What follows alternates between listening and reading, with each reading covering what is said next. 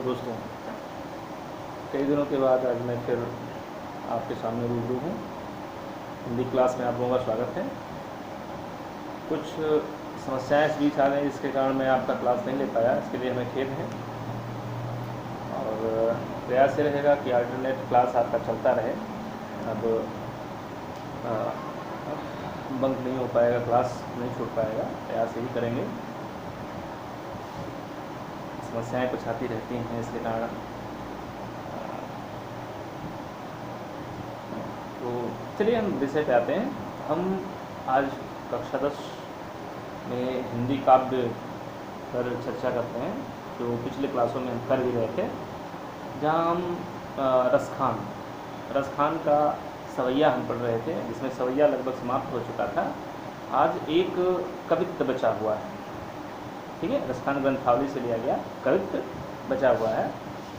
आज हम उसकी चर्चा करते हैं, उसके बाद अगले चैप्टर पे आते हैं। कवित्त देखिए, जिसमें कृष्ण के सौंदर्य का वर्णन रसखान कवि ने किया है, जिसमें भगवान श्री कृष्ण गाय चराकर जंगल से वापस ब्रज में गोकुल में लौट कर आ रहे हैं, उसी का सौंदर्य जो था, उसमें जो सौंदर्य हो रहा है, उसी सौंदर्य का वर्णन करते हुए रसखान कवि लिखते हैं। यहाँ पे देखिए कवित्त कैसे बोले कि गोरज विराजे भाल लह लही बनमाल, आगे गैया पीछे ग्वाल बागा में मृदुबानी री। कि गोरज विराजे भाल लह लही बनमाल, आगे गैया पाछे ग्वाल गाँव में मृदुबानी री। तैसी धुनि बांसुरी की मधुर मधुर जैसी, बंक चितवनि मंद मंद मुस्कानी री। कदम बिटप के निकट तटन के तट, अटा चढ़ चाहि पीत पट फहरानी री। रस बरसावे तन तपनि बुझावे, नयन प्राण रिझावे, वह आवे रसखान री। ये कवित्त है, पढ़ने में थोड़ा सा आपको अटपटा लगेगा। देखिए, कृष्ण सौंदर्य का वर्णन करते हुए रसखान कवि कहते हैं, हम इसके व्याख्या करते हैं कि गोरज विराजे भाल लहलही बनमाल। सखियां आपस में चर्चा कर रही हैं, श्री कृष्ण का सौंदर्य वर्णन करते हुए आपस में कहती हैं कि हे सखी देखो, गोरज, गो माने गाय, रज माने धूल।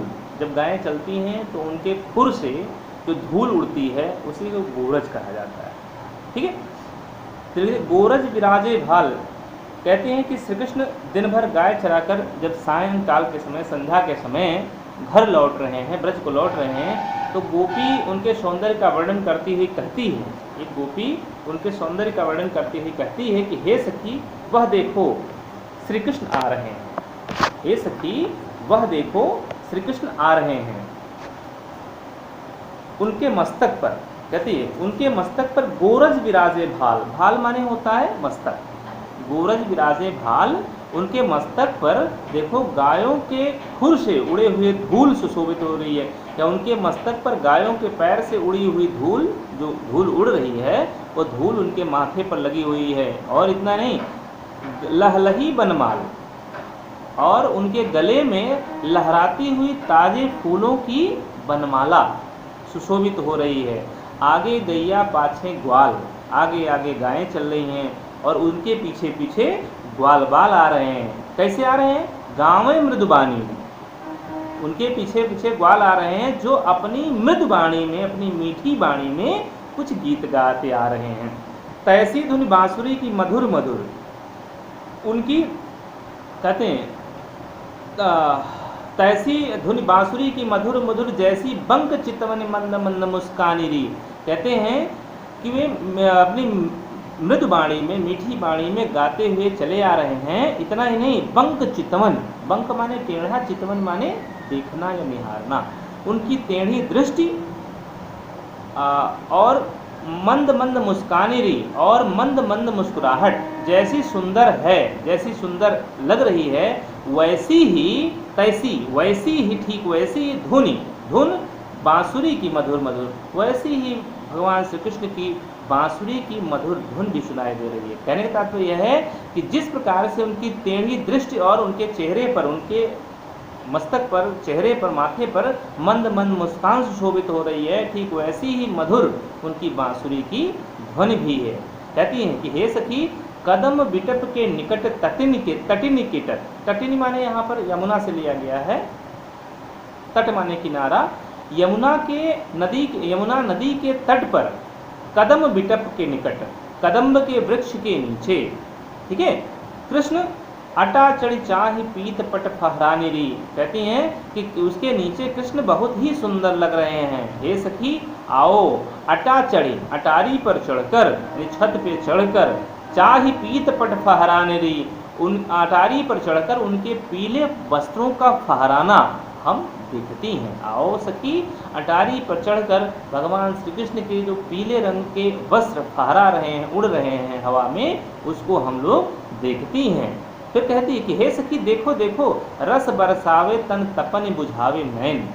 हे सखी देखो, वह रस की वर्षा यानी आनंद के, रस तो बरस नहीं रहा था, वहाँ पर प्रसन्नता हो रही थी, खुशी हो रही थी, उन सखियों को, गोपियों को खुशी मिल रही थी। तो वही लिखते हैं, रसखान कवि लिखते हैं कि हे सखी देखो, रस बरसावे तन तपन बुझावे नैन, वह रस की वर्षा, आनंद की वर्षा करके हमारे शरीर की तपन को, हमारे शरीर के ताप को मिटावें, मतलब मिटा रहे हैं, समाप्त कर रहे हैं। इतना ही नहीं, नयन प्राणन रिझावे वह आवे रस खानेरी, वह आनंद का भंडार हमारी आँखों तथा प्राणों को रिझाता हुआ, कौन? भगवान श्री कृष्ण।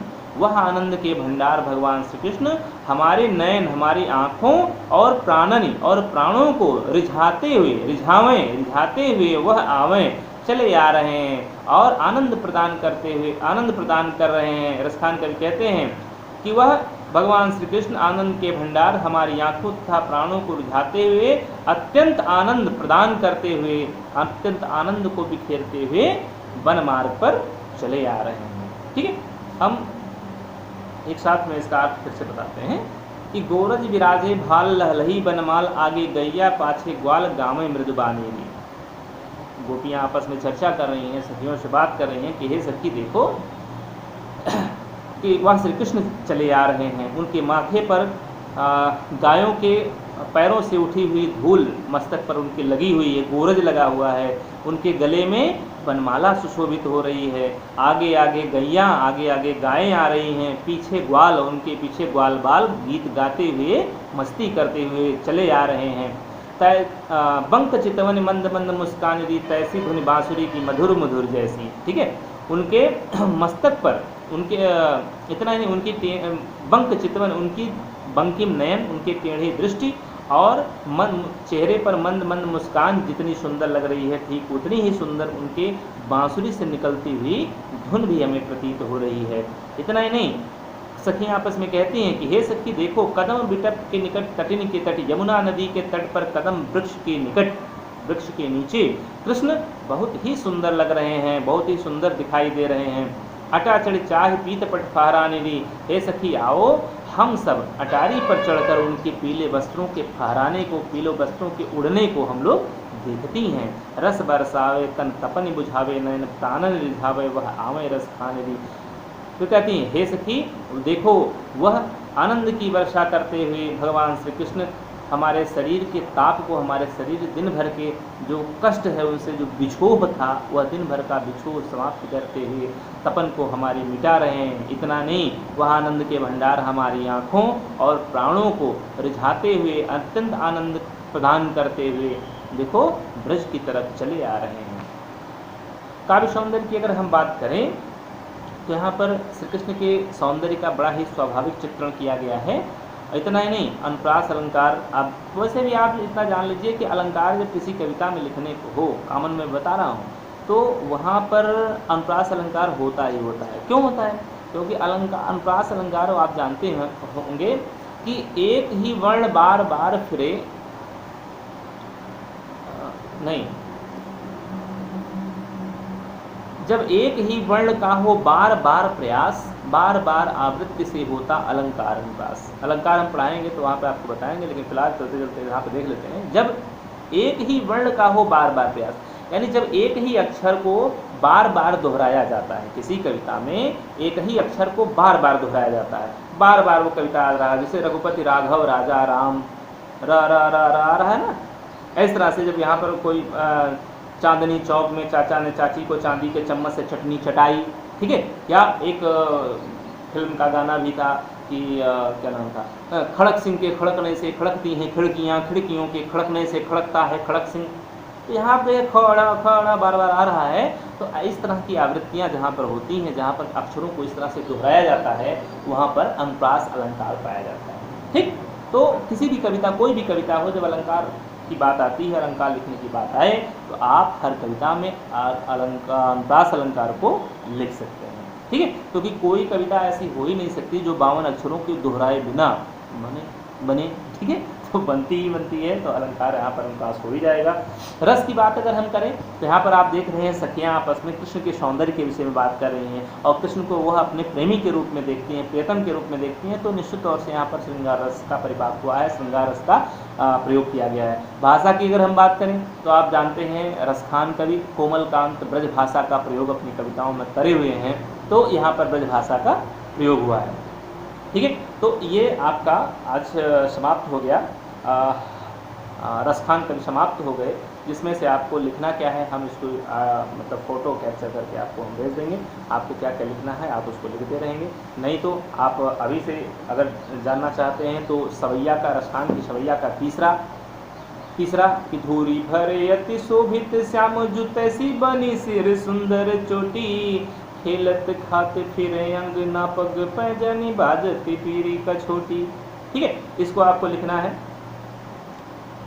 और चारों लाइन लिखना है। ना समझिए हम 2 बता रहे हैं तो 2 ही लिखना है, 4 के चारों लाइन आपको लिखना है। फिर आपका छठवां सवैया आपको लिखना है, जहाँ पर है मोर पखा सिर ऊपर राखी हूँ, गुंज की माल गरे पहिरूंगी, ओढ़ पीतम्बर ले लकुटी बन गोधन ग्वार संग। मतलब गोपियाँ जब कृष्ण का स्वांग रचती हैं उसको आपको व्याख्या करना है। और कवित्व इम्पॉर्टेंट है, कभी कभी एग्जाम में पूछा जाता है, इसके कवित्व आप लोग लिखना है, कवित्व आपको। तो 3 चीज़ें आपको लिखनी है, आप इसको अपनी कॉपी में लिखते रहेंगे।